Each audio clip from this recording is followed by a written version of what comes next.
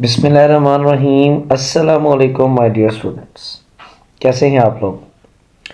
My name is Usman Hamid and I am your chemistry teacher.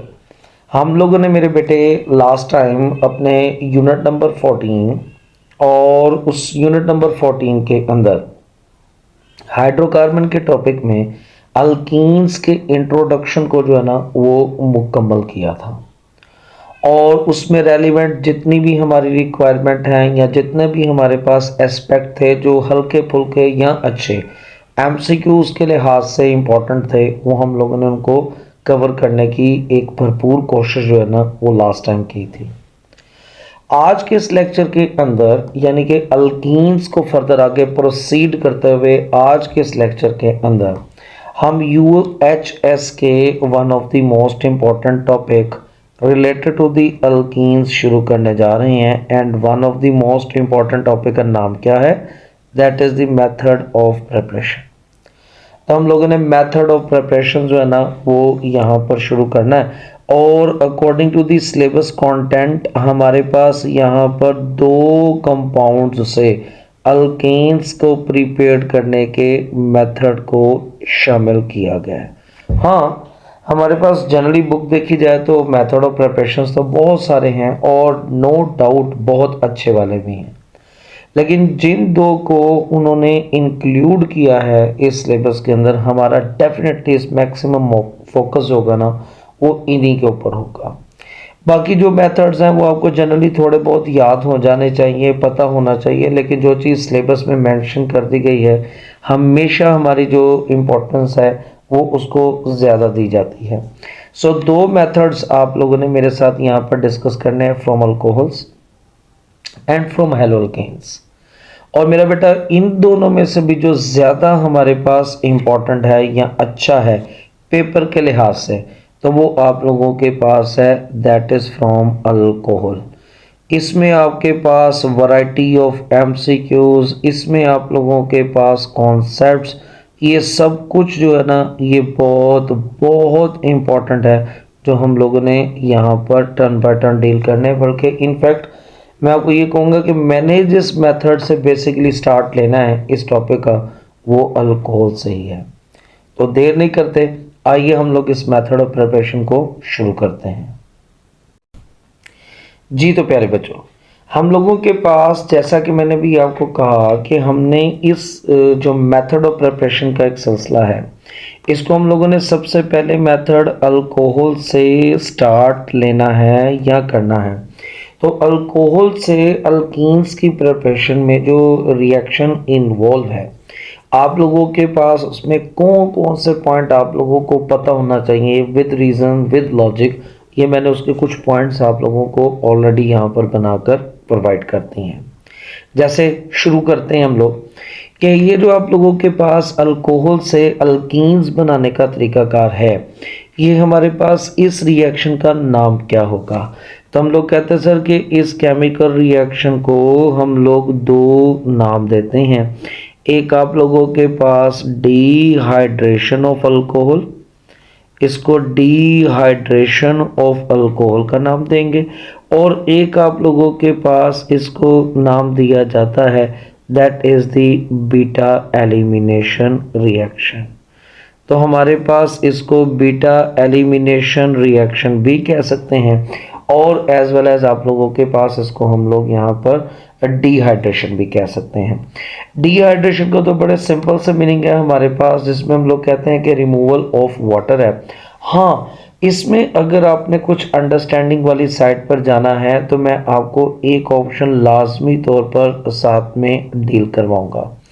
अगर हमसे पूछ ले कि यार ये डिहाइड्रेशन ऑफ अल्कोहल है या आप लोगों के पास यहाँ पर ड्राइंग ऑफ अल्कोहल है तो हमारे पास डिहाइड्रेशन और ड्राइंग के अंदर बेसिक डिफरेंस किस चीज़ का पाया जाता है, मतलब what is the difference between the drying agent and the dehydrating agent. तो इसका बड़ा सादा सा लॉजिक ये है कि अगर किसी जगह के ऊपर किसी कंपाउंड में ऑलरेडी वाटर एग्जिस्ट करता है और आपने उस एग्जिस्टिंग वाटर को जस्ट रिमूव करवाया तो वो आप लोगों के पास यहाँ पर ड्राइंग प्रोसेस कहलाता है। यानी कि वाटर की फॉर्मेशन नहीं करवानी पड़ी आपको, वाटर ऑलरेडी एग्जिस्ट करता था, सिर्फ आपने वाटर को वहाँ से रिमूव करवाया, तो ये ड्राइंग है। लेकिन अगर आप लोग किसी भी कंपाउंड में वाटर की फॉर्मेशन करवाते हैं और फिर उसको रिमूव करवाते हैं, तो वहाँ पर आप लोगों के पास हमें डिहाइड्रेशन की टर्मिनोलॉजी को इस्तेमाल करना पड़ता है।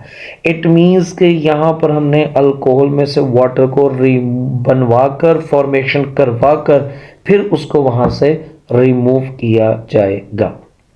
बीटा एलिमिनेशन क्यों कह रहा हूँ मैं, इसकी भी रीज़न आप लोगों के पास आपको ज़रूर पता होनी चाहिए, और इसकी रीज़न इज़ वेरी सिंपल बच्चे।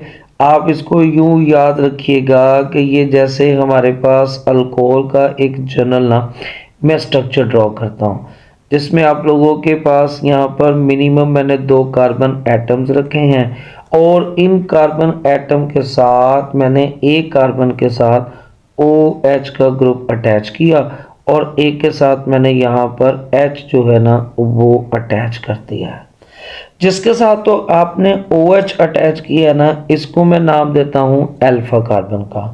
तो अल्फा कार्बन में से बेसिकली आप लोगों के पास OH रिमूव होता है, और इसकी फॉर्मेशन करवाने के लिए आप लोगों के पास हाइड्रोजन इस कार्बन ने डोनेट करना है, और ये कार्बन आप लोगों के पास कौन सी कार्बन है, इसको बीटा कार्बन का नाम दिया जाएगा।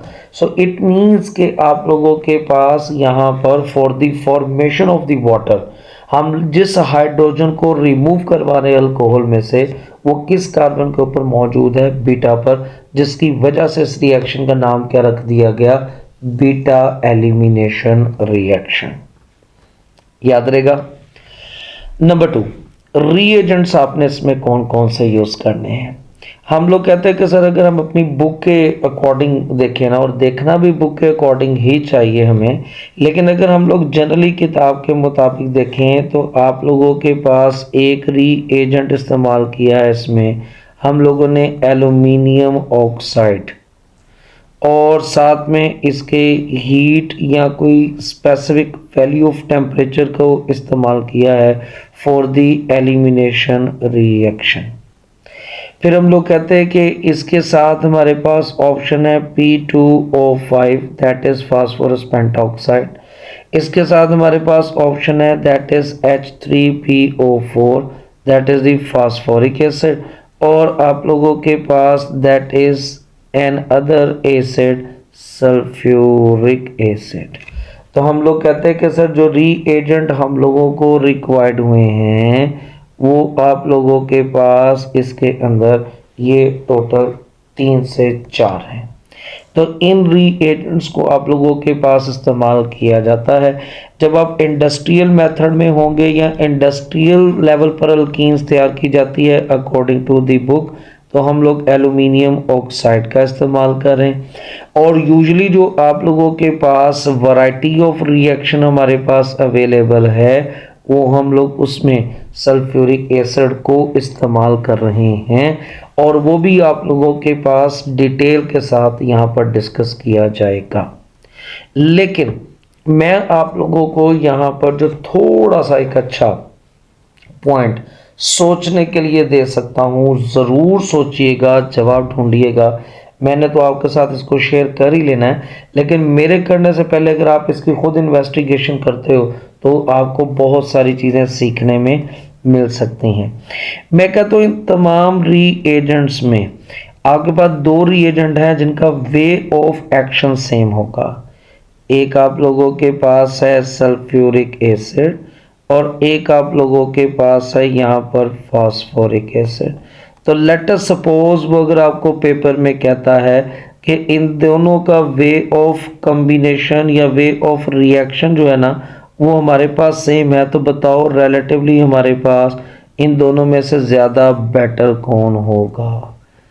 ये बड़ा ही मज़े का कॉन्सेप्ट है, इसके अंदर यहाँ डिस्कशन है, लेकिन फ़िलहाल जो हमने इस्तेमाल करना है वो कौन सा है, that is the sulphuric acid. Okay बच्चों। अच्छा जी, इस रिएक्शन में जो आप लोगों के पास one of the most most most important heading है ना, वो आपके पास है कंडीशन। बहुत बहुत ही ज़बरदस्त आपके पास ये पॉइंट है, और इसमें बड़ी वैरायटी है इस सेंस में कि आपके पास इसमें एमसीक्यूज थोड़े से अच्छे बन सकते हैं। पहली तो बात आपने याद रखनी है कि अल्कोहल के ये जो रिएक्शंस है ना, इनमें हम जिस कंडीशन का बेसिकली जिक्र करेंगे ना, वो आप लोगों के पास with respect to the sulphuric acid होगा। और इसमें जो सबसे बेहतरीन सेंटेंस आपको इनिशियली मिलता है ना, वो ये मिलता है कि हमारे पास अल्कोहल और सल्फ्यूरिक एसिड के दरमियान जो केमिकल रिएक्शन है ना, इसमें आप लोगों के पास बनने वाली जो प्रोडक्ट है या नेचर ऑफ प्रोडक्ट है, आपके पास प्रोडक्ट है या नेचर ऑफ प्रोडक्ट जो है ना, वो डिपेंड ही किसके ऊपर करती है? वो डिपेंड आप लोगों के पास करती है सबसे पहले टेम्परेचर के ऊपर। आप लोगों के पास वो टेम्परेचर के ऊपर बेस्ड करती है या हमारे पास डिपेंड करती है। और अगर वो टेम्परेचर पर डिपेंड करती है ना, तो कीप इन योर माइंड कि हमारे पास यहाँ पर अल्कोहल का reaction in the presence of the sulphuric acid और टेम्परेचर वेरिएशन के साथ जब हम इसको लिंक करते हैं ना, तो हम लोग कहते हैं कि सर हमारे पास ना 3 तरह के टेम्परेचर्स हैं जिनको मेंटेन करने पर आपके पास यहाँ पर होगी तो डिहाइड्रेशन ही, लेकिन हमारे पास बनने वाली प्रोडक्ट जो है ना वो सेम नहीं होगी। मेरी बुक के अंदर 3 का जिक्र नहीं है, टू बी वेरी ऑनेस्ट, वो हमारे पास सिर्फ और सिर्फ यहाँ पर 2 का जिक्र है। लेकिन अगेन ये मेरा दूसरा होमवर्क कह लो या टास्क कह लो जो मैं आपके हैंड ओवर करूँगा, सिर्फ थोड़ी सी वो एक थिंकिंग टेम्पटेशन बनाने के लिए कि आप लोगों के पास यहाँ पर उसके मुताबिक आप लोगों के पास अगर इन दोनों के दरमियान जो रिएक्शन है वो हम लोग 25 डिग्री सेंटीग्रेड पर करवाएं तो क्या होगा। अगर आप लोगों के पास रिएक्शन 180 डिग्री सेंटीग्रेड पर करवाएं तो क्या होगा। और अगर आप लोगों के पास 140 डिग्री सेंटीग्रेड पर करवाएं तो आप लोगों के पास क्या होगा। इस केस में ना हम लोग यूजली अल्कोहल की नेचर को जो है ना वो चेंज नहीं करते हैं, मतलब इथाइल अल्कोहल को ही रखते हैं एज ए रिएक्टेंट के तौर पर, और ये टेम्परेचर की 3 वेरिएशंस देकर पूछते हैं कि बताओ प्रोडक्ट आपके पास क्या क्या बन सकती है। तो आप लोगों के पास जो छोटा सा टास्क आपने खुद पूरा करना है वो कौन सा है, पहले कि अगर मैं कहूँ कि रूम टेम्परेचर पर ये रिएक्शन क्या होगा, होगी डिहाइड्रेशन ही, लेकिन उसमें आप लोगों के पास प्रोडक्ट क्या बनेगी। तो इसके ऊपर आपने थोड़ी सी वर्किंग करनी है, मैं आप लोगों को इंशाल्लाह इसका आंसर ज़रूर बताऊंगा। और अगर आप लोगों के पास 180 के ऊपर रिएक्शन करवाया जाए ये वाला, तो हमारे पास एलिमिनेशन होगी, और इस एलिमिनेशन के रिजल्ट में हमारे पास जो प्रोडक्ट बनेगी that product is basically alkenes. तो इसमें आप लोगों के पास अगर एथेनॉल यूज़ की है आपने तो हमारे पास वो ईथीन में कन्वर्ट हो जाएगा। और अगर आप लोगों के पास यहाँ पर 140 डिग्री सेंटीग्रेड पर रिएक्शन करवाएंगे तो हमारे पास कंडेंसेशन हो जाएगी, और अगर कंडेंसेशन हो जाएगी तो जो बनने वाला प्रोडक्ट होगा वो आप लोगों के पास होगा दैट इज़ द ईथर। वो प्रोडक्ट आप लोगों के पास कौन सा होगा, वो ईथर बन जाएगा। तो पहली तो कंडीशन की जो पॉइंट है ना वो आप लोगों के पास ये बन जाती है। Know the second one is, अगर हम लोग कहें कि हमने सल्फ्यूरिक एसिड को फिक्स कर दिया है सर, लेकिन अब हमने नेचर ऑफ अल्कोहल बदलनी है। नेचर ऑफ अल्कोहल मींस कि मैं अब केमिकल रिएक्शन करवाने के लिए प्राइमरी अल्कोहल को यूज़ करना चाहता हूँ। मैं आपके पास सेकेंडरी अल्कोहल को यूज़ करना चाहता हूँ, टर्शरी अल्कोहल को यूज़ करना चाहता हूँ, तो क्या ये सारे एक ही कंडीशन पर रिएक्शन करेंगे या आप लोगों के पास यहाँ पर कंडीशंस चेंज होंगी? मैं अगेन एक बात आपको याद करवाता जाऊँ, मैंने जैसे पहले भी कहा था कि इस ऑर्गेनिक में इक्वेशंस तो बुक में लिखी हुई हैं, मेन उन इक्वेशन की थ्योरी को अंडरस्टैंड करना है जिसके ऊपर हम अपनी as much as possible effort put up कर सकते हैं और कर भी रहे हैं। तो हम लोग कहते हैं सर कि अगर फर्ज करें कि हमारे पास प्राइमरी अल्कोहल केमिकल रिएक्शन के अंदर इस्तेमाल करते हैं ना, तो इसके लिए आप लोगों के पास यहाँ पर जो सल्फ्यूरिक एसिड इस्तेमाल करना पड़ता है ना, वो 75% सल्फ्यूरिक एसिड यूज़ करते हैं। और 75% सल्फ्यूरिक एसिड मीन्स के इसमें 25% वाटर और 75% सल्फ्यूरिक एसिड है, तो रिलेटिवली थोड़ा कंसंट्रेटेड है। और इसके लिए जो टेम्परेचर आप लोगों के पास यूज़ किया जाता है that is from 140 degree centigrade. इसको पहले वाले पॉइंट से आपने लिंकअप नहीं करना है। तो ये आप लोगों के पास प्राइमरी अल्कोहल से अल्कीन्स को बनाने के लिए ये कंडीशन है। अगर मैं कहूँ कि जी हम लोगों ने प्लान चेंज कर लिया है, अल्कीन्स ही बनानी है, लेकिन अल्कोहल जो है ना वो आपके पास सेकेंडरी लेकर आ रहे हैं, तो क्या करें? तो आप मुझे कहोगे कि सर आप लोगों के पास इस टारगेट को अचीव करने के लिए जो सल्फ्यूरिक एसिड होगा ना that should be 60%। It means कि कंपैरेटिवली आपने सल्फ्यूरिक एसिड को क्या कर दिया है, डाइल्यूट कर दिया है। और जो टेम्परेचर होगा ना वो आप लोगों के पास 100 डिग्री सेंटीग्रेड हो जाएगा। इसका मतलब है कि मैं यूँ कह सकता हूँ कि सेकेंडरी अल्कोहल में जो हम लोगों ने कंडीशंस अप्लाई की हैं वो relatively to the primary alcohol वो लेस हार्श है।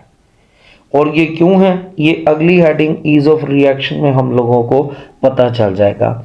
और अगर आप लोगों के पास सपोज यहाँ पर टर्शरी अल्कोहल्स आ जाती हैं, so what about the tertiary alcohols, तो हम लोग कहते हैं कि टर्शरी अल्कोहल के लिए आप लोगों के पास सल्फ्यूरिक एसिड जो है ना वो 20% इस्तेमाल किया जाता है, विच मीन्स कि इसमें 80% हमारे पास क्या है, वाटर है। और हमारे पास यहाँ पर इसके लिए जो टेम्परेचर यूज़ किया जाता है वो 85 डिग्री सेंटीग्रेड यूज़ किया जाता है। अब ये पूरी की पूरी क्यूरी समझते हुए या इसको ऑब्जर्व करते हुए हम ये कह सकते हैं कि सर हम लोग ये जो अल्कोहल्स की डिहाइड्रेशन करके अल्कीन्स बना रहे हैं ना, इसमें टर्शरी अल्कोहल की डिहाइड्रेशन सबसे ज़्यादा आसानी से हो जाएगी और कंपैरेटिवली तेज़ होगी। और उसके बाद आप लोगों के पास सेकेंडरी अल्कोहल होगी और उसके बाद आप लोगों के पास कौन सी होगी, that is the primary alcohol. According to the above mention condition आप लोगों के पास ईज ऑफ रिएक्शन के लिए हमारा कंक्लूजन जो होगा वो कुछ ये बनेगा। लेकिन अगर ये कंक्लूजन आप लोगों को याद करवा कर समझाया नहीं तो समझोगे गड़बड़ है। तो वो समझाना कुछ ऐसे है कि अगर हमसे पूछे कि भाई ये सब कुछ क्यों, कैसे, किस तरह से हो गया, तो आप उसको कहोगे कि सर ये जो हमारे पास यहाँ पर रिएक्शन है ना, यानी कि ये जो अल्कोहल वाला इसका जो इंटरमीडिएट बनता है ना वो कार्बोकैटायन बनता है, कार्बोकैटायन बनता है एक। और कार्बोकैटायन आप लोगों के पास स्टेबिलिटी ऑर्डर आपने पढ़ा हुआ है, दैट इज टर्शरी, देन आपके पास सेकेंडरी, देन आपके पास प्राइमरी है। और मेरे साथ आपने ये रूल पहले भी पढ़ लिया हुआ है, दोबारा से आज आप पढ़ रहे हैं कि ऑर्गेनिक केमिस्ट्री में ease of reaction, rate of reaction जो होता है ना that must be directly proportional to the stability of their intermediate. तो हम लोग इसको यूं समझ कर सकते हैं कि सर डिहाइड्रेशन ऑफ अल्कोहल में इंटरमीडिएट आप लोगों के पास कार्बोकैटायंस बन रहे हैं जो कि हमारे पास यहाँ पर स्टेबिलिटी ऑर्डर ये कंटेन करते हैं। तो जिस अल्कोहल का इंटरमीडिएट जितना स्टेबल होगा अल्टीमेटली वो अल्कोहल उतना तेज रिएक्शन करेगी। तो ये आप लोगों के पास इस बिहाफ के ऊपर जस्टिफाई हो जाता है।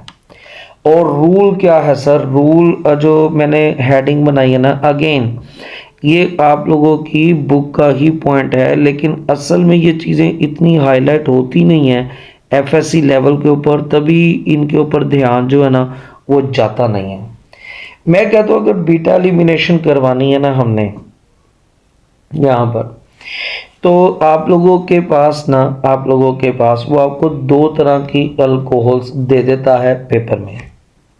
और वो जो दो तरह की अल्कोहल आप लोगों को पेपर में देगा ना, उसमें एक फर्ज करो कि हमारे पास अल्कोहल है CH, और आप लोगों के पास 2, देन आपके पास CH, और इधर आपके पास CH3, और इधर आप लोगों के पास आ जाती है OH। ऐसे ये एक अल्कोहल है। और दूसरी अल्कोहल आपको देता है CH3, और आपके पास CH, और इधर भी आपके पास CH3, और इधर आप लोगों के पास OH। ठीक है। और वो आपको कहता है जी कि हमारे पास अकॉर्डिंग टू दिस रिएक्शन ये कार्बन आप लोगों के पास अल्फा है, ये कार्बन आप लोगों के पास अल्फा है। तो बताएं अगर आप लोगों के पास यहाँ पर एलिमिनेशन करवाऊं तो आपके पास डबल बॉन्ड किन दो कार्बन एटम्स के दरमियान प्रोड्यूस होगा? तो डबल बॉन्ड की लोकेशन को प्रिडिक्ट करने के लिए एक रूल है जो हम लोगों ने देखना है यहाँ पर।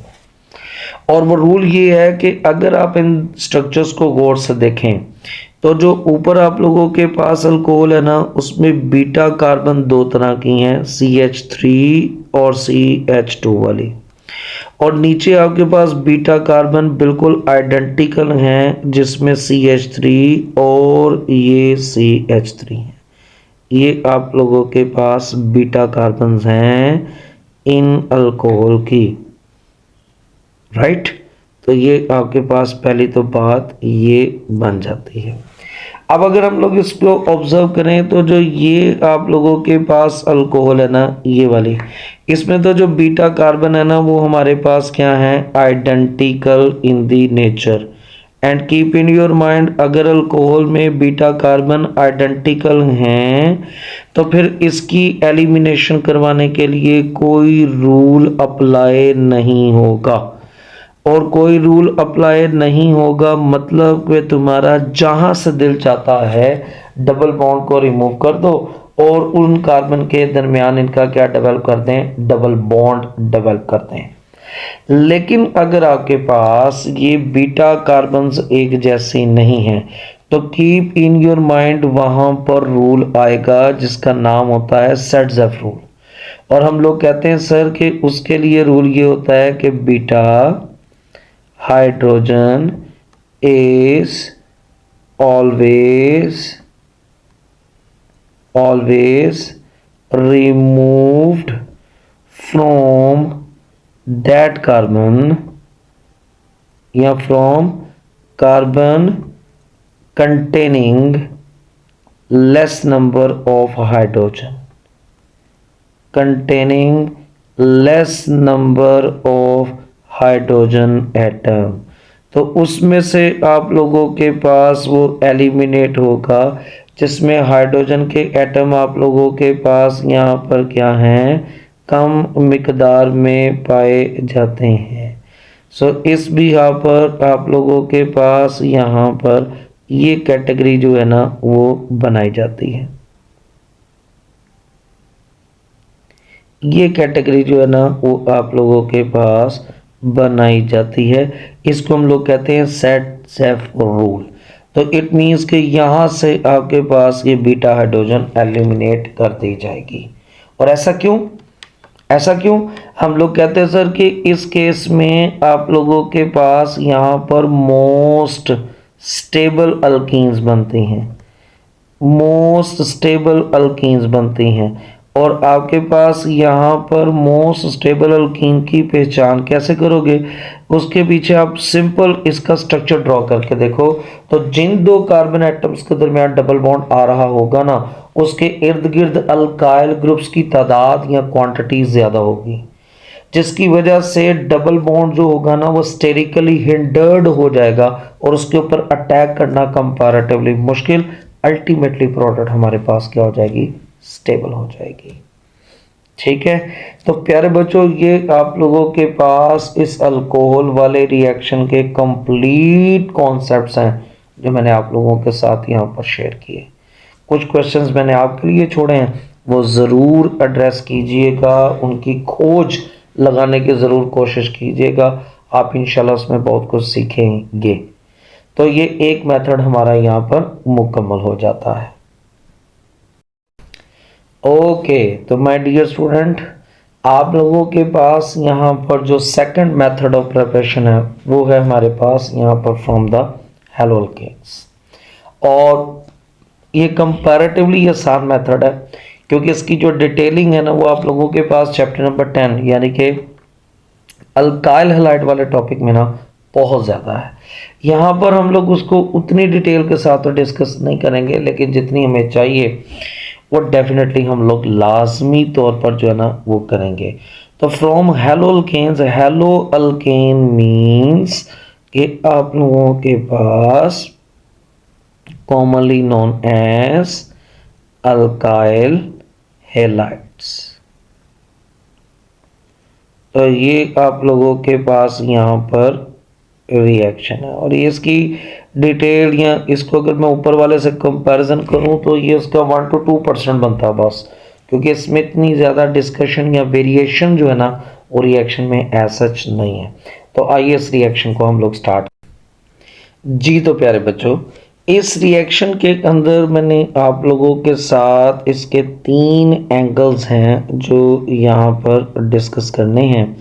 नेम ऑफ रिएक्शन है, फिर इसमें यूज़ होने वाले रीएजेंट हैं, फिर आप लोगों के पास इसकी टाइप्स ऑफ रिएक्शन है। तो इसको हम लोगों ने डील करना है। तो सबसे पहले देखो कि आपके पास इस रिएक्शन के कितने नाम बन सकते हैं। हम कहते हैं सर इसके भी 2 नाम बनेंगे। एक आप लोगों के पास इसको बीटा एलिमिनेशन रिएक्शन कहते हैं, बीटा एलिमिनेशन रिएक्शन कहते हैं, और दूसरा आप लोगों के पास यहाँ पर इसको डीहाइड्रो हैलोजिनेशन कहते हैं, डीहाइड्रो हैलोजिनेशन कहते हैं। तो ये आप लोगों के पास 2 रिएक्शन 2 नाम एक ही केमिकल रिएक्शन के आ गए। बीटा एलिमिनेशन कहने की तो लॉजिक वही है जो आपने अल्कोहल वाले में मेरे साथ डील की थी, बस फर्क सिर्फ ये है कि इस दफा अल्फा कार्बन में से OH रिमूव नहीं होगा बल्कि हैलोजन्स रिमूव होंगे। डीहाइड्रो हैलोजिनेशन का मतलब क्या है, अगर आप थोड़ा सा गौर फरमाएं तो आपके पास इस रिएक्शन के 3 से 4 टर्मिनोलॉजीज हैं। एक आपके पास है डी, जिसके मीनिंग हमने शायद पहले भी डील किए हों कि डी का मतलब होता है दैट इज द रिमूवल। फिर आप लोगों के पास हाइड्रो, हाइड्रो का मतलब आप लोगों के पास हाइड्रोजन। फिर आप लोगों के पास हैलोजन, हैलोजन का मतलब है कि ये आपके पास हैलोजन एटम सिंपल। और आपके पास एशन, एशन का मतलब है कि इट इज़ द प्रोसेस। तो ये ऐसा प्रोसेस है जिसके अंदर आप लोगों के पास आप एक ही कंपाउंड में से हाइड्रोजन और हैलोजन को रिमूव करेंगे। तो ये आप लोगों के पास यहाँ पर डीहाइड्रो हैलोजिनेशन कहलाएगा, सिंपल। ओके, रीएजेंट क्या है? अच्छा, एक मज़े की बात अगेन, आज आपके लिए शायद जो नंबर ऑफ क्यूरीज हैं वो ज़्यादा बन भी नहीं है। अगर कोई आपसे पूछे कि what is the difference between reagent and reactant, तो आपका आंसर क्या होगा? बार कैप। यहाँ पर आपके पास जो रीएजेंट है ना वो अल्कोहलिक पोटाशियम हाइड्रो ऑक्साइड है। And whenever we talk about alcoholic, तो अल्कोहलिक का मतलब होता है कि ये आपके पास C2H5OH है और साथ में आप लोगों के पास पोटाशियम हाइड्रो ऑक्साइड जो है ना वो प्रोड्यूस करता है, ओ सॉरी यूज़ किया जाता है। और ये जो मिलकर आप लोगों के पास उस रिएक्शन का मीडियम जो है ना उसको बेसिक बना देते हैं। और ये जो आपके पास बेसिक मीडियम होगा ना ये बेसिकली एलिमिनेशन को प्रमोट करता है। और हम लोग अपने आने वाले लेक्चर्स में ये ज़रूर चीज़ क्लियर करेंगे कि बेस में और न्यूक्लियोफाइल में क्या फ़र्क होता है। लेकिन फ़िलहाल ये बेसिक कंडीशन आप लोगों के पास यहाँ पर क्रिएट करता है। टाइप्स की अगर आप लोगों के पास यहाँ पर हम लोग बात करें तो हम लोग कहते हैं कि इन रिएक्शंस को ना हम लोग कैपिटल ई के साथ जो है ना जनरली रिप्रेजेंट करते हैं, कैपिटल ई के साथ। और जब आप लोगों के पास कैपिटल ई के साथ रिप्रेजेंट किया जाता है ना तो ये कैपिटल ई की दो टाइप्स बनती हैं। एक आप लोगों के पास होता है E1 मैकेनिज्म और एक आप लोगों के पास होता है दैट इज E2 मैकेनिज्म। और ये E1 और E2 जो है ना ये चैप्टर नंबर 10 के अंदर इन डिटेल है। तो यूजुअली ये कहा जाता है या हम लोग ये बात करते हैं कि आपके पास E1 मैकेनिज्म जो होता है ना ये टर्शरी अल्काइल हैलाइड्स करते हैं और जो आप लोगों के पास E2 मैकेनिज्म होता है ना ये आपके पास प्राइमरी अल्काइल हैलाइड्स शो करती हैं। तो ये आप लोगों के पास इनकी कैटेगरी बनती है इस सेंस में। और अगर मेरा बेटा आपने इसका रिएक्शन देखना है तो ये CH3 फिर आपके पास CH2 और हमारे पास यहाँ पर ब्रोमीन है और इसको आप लोगों ने रिएक्शन करवा दिया यहाँ पर अल्कोहलिक KOH के साथ। तो अल्फा कार्बन में से ब्रोमीन रिमूव होगा और बीटा कार्बन में से हाइड्रोजन रिमूव होगा और इस रिमूवल से आप लोगों के पास जो प्रोडक्ट बनेगी वो CH2 and double bond CH2 के साथ है, दैट इज द ईथीन। तो ये हमारे पास कुल मिलाकर दो मेथड हैं अल्कीन्स की प्रिपरेशन के और अभी तक आप इस यूनिट में मेरे साथ इंट्रो और ये दो मेथड ऑफ प्रिपरेशन मुकम्मल कर चुके हुए हैं। एंड उम्मीद करता हूँ कि आपको ये ज़रूर समझ आया होगा। नेक्स्ट लेक्चर में मैं आप लोगों के पास ये थोड़ा थोड़ा ज़रूर चल रहा है लेकिन डेफिनेटली सी बात है इतनी डिटेलिंग के लिए हमें इसको थोड़ा थोड़ा ही चलाना पड़ेगा। लेकिन इंशाल्लाह ताला हम अपने नेक्स्ट लेक्चर के अंदर केमिकल रिएक्शंस ऑफ अल्कीन्स को शुरू करने जा रहे हैं which is again very important. ठीक है, तो कोशिश करनी है कि ये साथों साथ याद भी करते चले जाएं और नोट्स भी बनाते चले जाएं। उम्मीद करता हूं कि लेक्चर आपको ज़रूर समझ आया होगा। अपना ढेर सारा ख्याल रखिएगा, दुआओं में याद रखिएगा। अल्लाह हाफ़िज़।